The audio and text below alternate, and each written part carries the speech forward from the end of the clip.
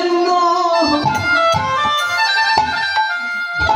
তুমি নাকি পতিতের ভগবান, তুমি নাকি অনাথের ভগবান।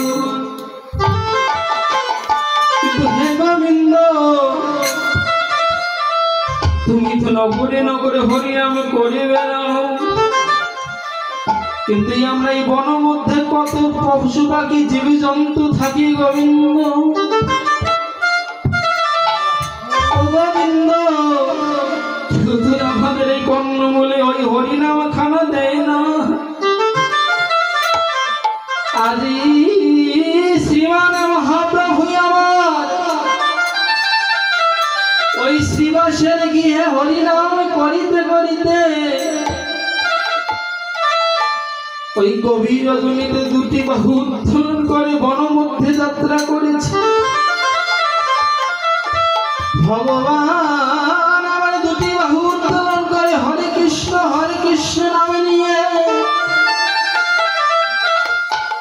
ওই বনমাঝে যখন যাচ্ছিল বাবা,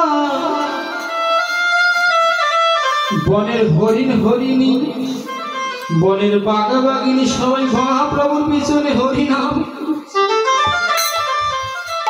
আজি হরিণী যখন মহাপ্রভুর পিছনে হরিনাম করে, আজ হরিণ বলছে ও হরিণী তোমার কি প্রাণের মায়া নেই হরিণী?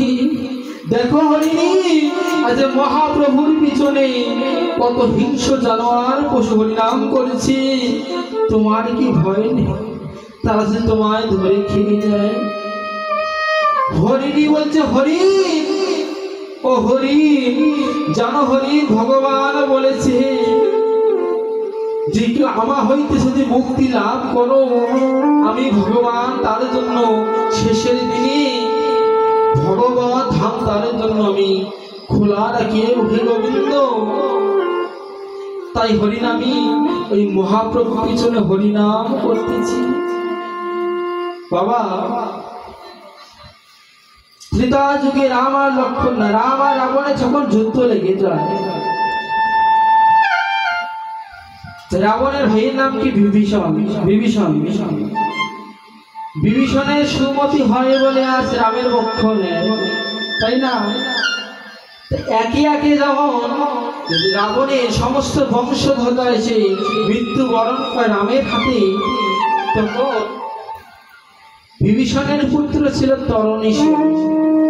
আজকে তরণী সেন দেখছি যে একে একে আমার বাপ কাকা সবাই মৃত্যুবরণ করতেছি, তাই আমি আজকে যাব গিয়ে ওই রাম লক্ষ্মণ নিধন করি আসবো। মাকে বলছে মা আমার একটু সাজিয়ে দাও। বলছে বাবা তুই তো যাবি রাম হত্যা করতে, তোকে আবার কিভাবে সাজিয়ে দেবো বল? তরণী বলছে ও মা স্বয়ং রামের সাথে যুদ্ধ বলে কি মুখের কথা? মা তুমি আমার সর্বাঙ্গে রাম নাম লিখে দাও, এই রাম নাম লিখে আমি এই রামের সঙ্গে যুদ্ধ করতে যাবো। আজকে মায় আমার সমস্ত গায়ে তারা রাম নাম লিখে দিয়েছে। আজ ভক্ত তরণী আমার পুষ্প রথে করে সেই যুদ্ধ করতে গিয়েছে। রামচন্দ্র আমার দেখতে পেয়েছে,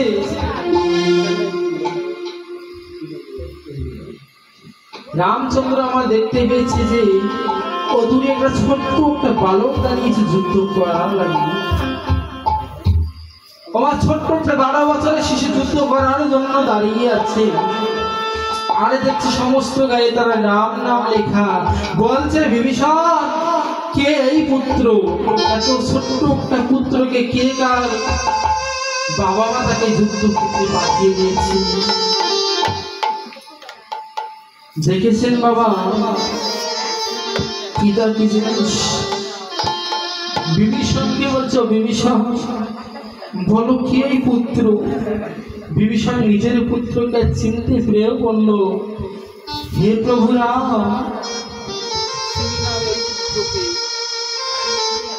শ্রীনাম এই বালককে। বিভীষণ আমার বুকে পাথর চাপা দিয়ে বলছে আমি বালককে চিনি না, আর মনে মনে বলছি যদি আমি বলি এই পুত্র আমার, তাহলে এই পুত্র আমার উদ্ধার পাবে না। প্রভু কি বলছেন, প্রভু ওই তোমার মহাশত্রু বড় শত্রুকে তুমি এখনই হত্যা করো। দেখো তোমার নামটি সে সর্বায় আমাকে লিখে এসেছে। কেন?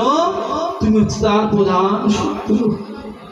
দেখেছেন বাবা পিতা হয়ে সন্তানকে মৃত্যু পথে এগিয়ে দিচ্ছে। তরুণী সেনে বলছে, মা মহারাজ, হে রাম লক্ষ্মণ, আমি তোমাদের সঙ্গে যুদ্ধ করার জন্য প্রস্তুত। আসো, ধনু ধরো, আমি তোমাদের সঙ্গে যুদ্ধ করব। রামচন্দ্র আমার মনে মনে জানতো যে তরুণী সেন তারই ভক্ত।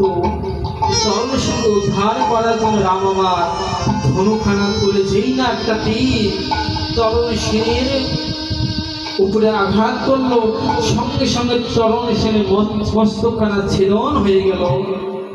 আর সেই ছেদন মস্তক আকাশে উঠতে উঠতে রাম রাম বলে রামের চরণে এসে গড়াগড়ি খাচ্ছে। আরে বলছে, রাম দেখো আজকে আমি সারা জনমের মতো উদ্ধার পেয়ে গেলাম। আমি তোমার সারা জনমের মতো তোমার এই চরণ ধরে আসন করে নিতাই হরিবল হরিবল হরিবল।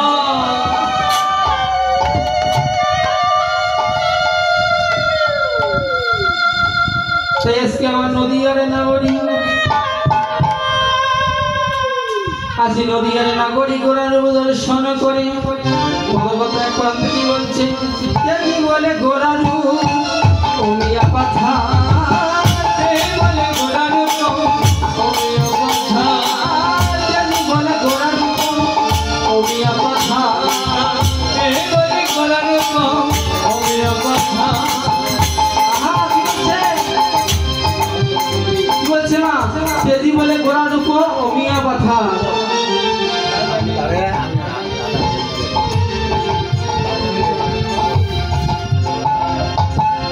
বলছে কি, তেজি বলে গোড়ার রূপ অমিয়া পাথা, ডুবিলে তরুণীর মন না জানে সাঁতার। এই কথাটা কি বললো?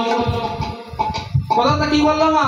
তেজি বলে গোড়ার রূপ অমিয়া পাথা, তেজি বলে গোড়ার রূপ অমিয়া পাথা, ডুবিল রমণীর মন না জানে সাঁতার, ডুবিল তরুণীর মন না জানে সাঁতার, ডুবিল রমণীর মন না জানে সাঁতার, ডুবিল রমণীর মন না জানে সাঁতার।